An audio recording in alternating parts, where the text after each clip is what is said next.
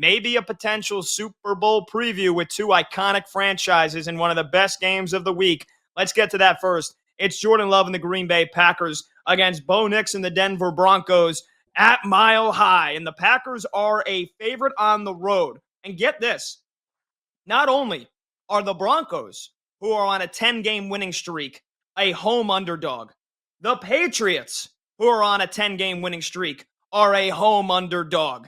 We haven't had a home underdog that was on a 10-game winning streak since the AFC Championship game nearly 20 years ago when Ben Roethlisberger and the Steelers had won 10 in a row, and they were at home against Tom Brady and the Patriots, and they were underdogs, and the Patriots won that game by 14 points. Can Bo Nix and this Denver Broncos finally elevate here? We know the defense is legit. It's right up there with the Texans as the best defense in football. Can Jordan Love maybe sneak into the forefront of that MVP conversation? And can Green Bay stay in first in the NFC North, where the Bears are expected to beat the Browns? Can the Packers maintain control in the NFC North? Would a win over Green Bay change the optics for the Broncos on a national scale here, Brad? This is a massive, massive game between two great defenses, two young quarterbacks that are looking to put themselves firmly in the driver's seat for Super Bowl contention here. How do you see this game playing out? This is going to be a good one. Yeah, look, it's really a statement game for both franchises. There's no question about it. The Denver Broncos, the biggest key for them is can they not, trip and fall out of the gate? They've been so sluggish, just sloughing in nature over the first half of so many games this season. And why Sean Payton, I think, has really emphasized a run, and it started last week with R.J. Harvey. You've been saying it publicly and repeatedly. We got to get R.J. Harvey more involved on the ground. They really forced the issue last week. R.J. Harvey had 100 combined yards, found the end zone, and gets Viva Las Vegas. So he feels that's going to be a momentum builder. And he's hopeful that it's going to be able to carry that success over to Mile High there this weekend, though it is a rather stiff and staunch front line of the Green Bay Packers. On the season, they are top 10 in rush EPA defense. R.J. Harvey, it's not going to be smooth sailing. What's kind of crazy, I was doing a podcast with my buddy Nate Lundy today, the Fave 5 podcast, and I said, hey, man, how's the weather in Denver today? And he goes, dude, it's 63 and sunny. It's going to be beautiful on Sunday there. As I'm freezing my ass off here, the ILL, and so many people, whether in Kansas City or Cincinnati, Chicago, your neck of the woods, are going to be shivering. It's going to be downright gorgeous in the Mile High State, where everybody just expects it snows like 24/7, 365 days a year. Not remotely close, folks. It's an awesome climate. I lived there for 7 years. So I think this game is going to live up to the hype. It just boils down to Denver in the first half offensively. Can they arrive? Can they show up? Will they be competitive? I think they will be, and largely because R.J. Harvey, I think, will have some ground success in this game. And Bo Nix just loves spreading the ball around. He's going to be without Pat Bryant. He was ruled out today. A guy's been really emerging here last 3-4 weeks. But Evan Ingram and that Joker role could play some, pivotal roles and run some key routes, get some key catches. I think the Broncos are going to be able to hang tough in this one. I think it's a coin flip in the end. I know you have a particular side that you're really leaning on overall, but I think this game is going to be a little bit more higher scoring than some people think, because in my gut, I believe the Broncos will actually start off somewhat hot offensively. Yeah, as our guy Brandon Combs knows, and we argued about it yesterday on the show in the final hour, I love me some Jordan Love, and I love me some Green Bay Packers. They're my preseason pick to win the Super Bowl. Jordan Love was my preseason pick to win the MVP.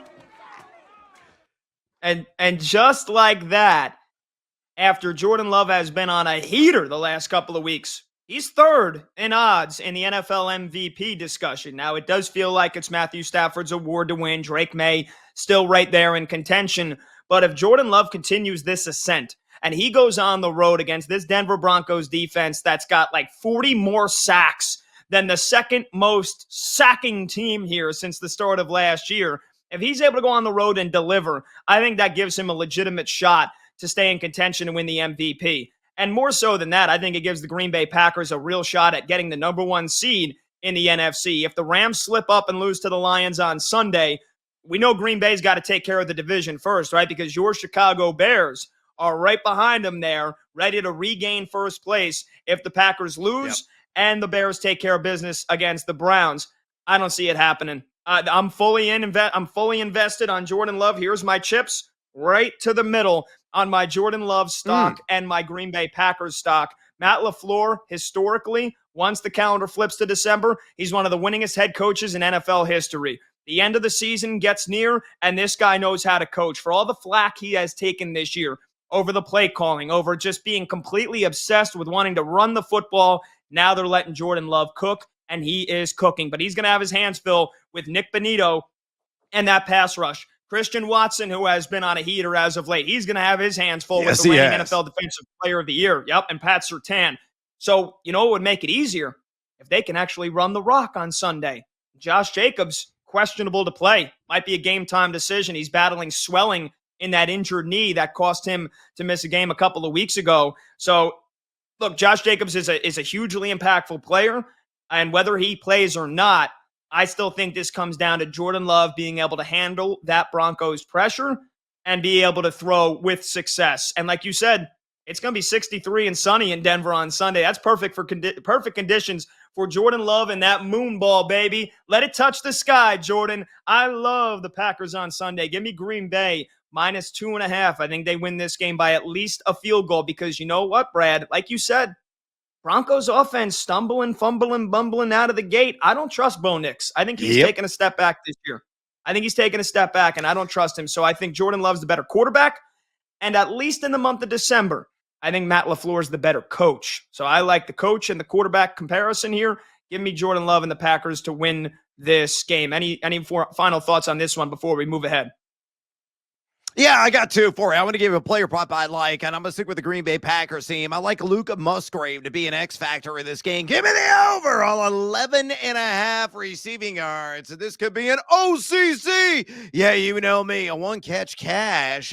The area where the Denver Broncos have struggled is defending the tight end. Yeah, they're number 7 in dropback EPAD, but they've allowed the 7th most tight end yards receiving all season long at 63.7 per game. 17 tight ends have hauled in at least a dozen yards against them. I know Musgrave is only averaging 1.7 targets per game. Tucker Kraft, of course, out for the season, but he's averaging 9.5 yards per catch. I think he gets at least a couple of catches in this game, at least 15 yards, maybe one for a touchdown. He's gone over this prop in 4 of his last 6. And one last thought.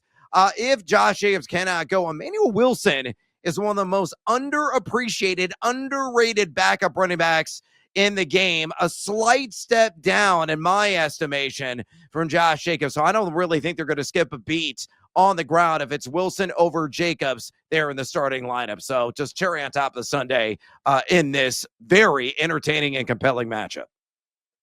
Alrighty, and hopefully we get a great uniform color battle here. I don't know what uniforms these teams are wearing, but I hope the Packers wear the green tops with the yellow pants. I hope the Broncos wear the blue tops with the orange pants. Like, please, give me Elway vibes. Give me Brett Favre vibes here in this one.